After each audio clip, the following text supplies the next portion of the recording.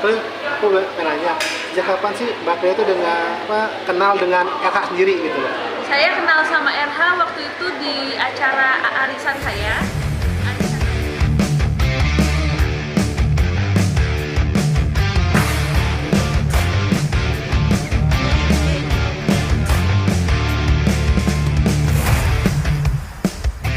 Mbak Cleo, aku pengen nanya, sejak kapan sih Mbak Cleo itu kenal dengan RH sendiri gitu loh? Saya kenal sama RH waktu itu di acara arisan saya, arisan Diamond. Dia diundang sebagai bintang tamu waktu itu. Akhirnya saya ada kontak sama dia untuk pembelian lagu ya. Oke. Kalau boleh tahu berapa sih nilai kontraknya saat itu? 50 juta untuk satu lagu. Untuk satu lagu. Nah itu gimana perjalanannya? Jadi setelah saya transfer uangnya, dia mulai agak aneh ya. Dia alasannya sakit, karena waktu itu emang lagi zaman COVID juga. Jadi saya ngerti ya, diundur sama dia. Akhirnya sampai sekarang kontraknya nggak ada. Oh nggak ada? Nggak ada sama sekali. Tapi lagu sendiri gimana? Lagunya sendiri, waktu saya udah laporin dia ke polisi, dia bilang lagunya ada. Tapi kan saya udah nggak mau tahu, karena dari awal aja kontraknya udah nggak ada. Dan dia sendiri yang minta untuk dilaporin ke polisi. Oke. Tapi saat itu Mbak Cleo menyerahkan duit 50 juta, ada buktinya? Ada bukti transfer dan juga ada bukti chat ya. Ada bukti chat juga? Ada. Oke.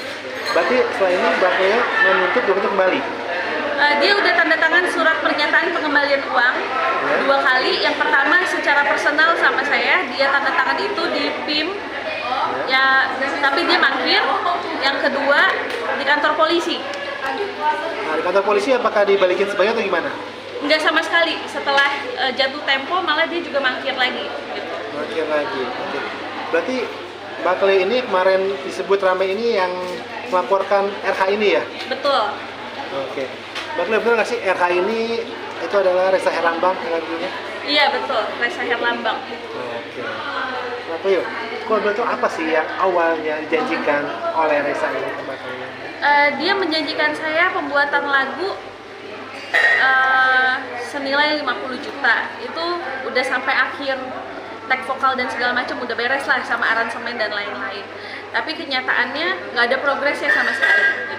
Beberapa kali saya ketemu sama dia di rumahnya untuk latihan vokal apa segala macam. Akhirnya malah diketemukan sama ibunya. Nah, karena melihat kondisi ibunya yang memang waktu itu sakit-sakitan ya, saya sebagai manusia tergeraklah hati saya untuk belas kasihan lah ya sama ibunya. Saya bantu untuk beberapa kali biaya pengobatan dan lain-lain gitu. Tapi ada satu hal yang bikin saya kecewa sama Reza, karena setelah saya bantu untuk biaya check up ibunya, yang dikirim ke saya invoice tahun 2020, which is itu invoice 2 tahun yang lalu, dan masih ada bukti chatnya sampai sekarang gitu. Maaf Mbak, ini kan di luar konteks pekerjaan Mbak. Betul. Iya, kenapa Mbak mau melakukan itu? Sebagai bentuk kemanusiaan aja Mas, karena memang kondisi ibunya waktu itu memang sangat sakit. Untuk bangun aja susah, cuma bisa tertidur aja. Kapan tidak kalau boleh tahu kejadiannya? Bulan Februari Maret. Tahun lalu? Iya, tahun lalu. Tahun 2022 berarti ya? Iya. Oke. Nah, saat itu apakah Mas Reza yang minta atau seperti apa? Dia pernah meminta minjem uang sama saya beberapa kali. Nah, untuk biaya pengobatan, ya dia mengeluh lah sama saya. Saya sebagai manusia, waktu itu saya pegang uang, ya udah saya pikir sebagai manusia saya bantulah kalau untuk ibunya gitu. Kalau misalnya untuk di luar ibunya, dia minta sama saya mau meeting sama radio, sama ini itu ketemuan. Untuk semuanya suruh saya talangin dulu, itu juga saya talangin dulu dan saya nggak menuntut sampai sekarang. Yang saya tuntut cuma memang benar-benar kasus penipuan dia aja yang pidana, bukan perdata.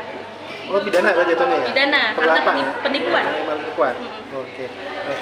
Mbak, saat itu apa sih yang cara bicaranya seperti apa sih Mbak bisa yakin itu? Reza, saya yakin Reza Herlambang. Kalau semua orang yang udah kenal sama dia pasti tahulah cara dia berbicara sama orang seperti apa ya. Pasti akan timbul jiwa kasihan kita sama dia. Kita juga bisa kebawa. Walaupun sebenarnya alam bawah sadar saya sendiri juga tahu ini orang bukan orang yang punya good vibration gitu. Tapi nggak ada salahnya kita memberikan kesempatan sama orang, apalagi dalam kondisi dia yang lagi terpuruk ya. Ternyata kesempatan itu nggak dia gunakan dengan baik, malahan dia menipu gitu. Itu aja yang saya sesalkan. Saat kenalan Mbak, kondisi Reza apakah sedang terpuruk atau seperti apa? Setahu saya kondisinya memang lagi terpuruk banget ya, sesuai dengan apa yang dia ucapkan ke saya. Cuma ada juga yang bikin saya sedikit aneh gitu ya. Dia selalu bilang kondisinya terpuruk, susah, begini begitu, tapi masih bisa dia ngontrak rumah di BSD dengan harga 100 juta per tahun. Nah, ternyata setelah sudah terbongkar semua, baru saya paham kalau itu yang kontrakin si Mas Kiki Kanu ya, 2 tahun di situ. Gitu. Berarti nggak kenal juga dengan Kiki yang kemarin? Kenal? Saya baru kenal waktu itu karena sudah viral ya masalah Reza Herlambang. Kontak juga dengan Kiki, sharing juga? Iya, kita kontekan dan memang modusnya sama gitu. Modusnya sama. Berarti total kerugian Mbak Cleo itu 50 juta ya?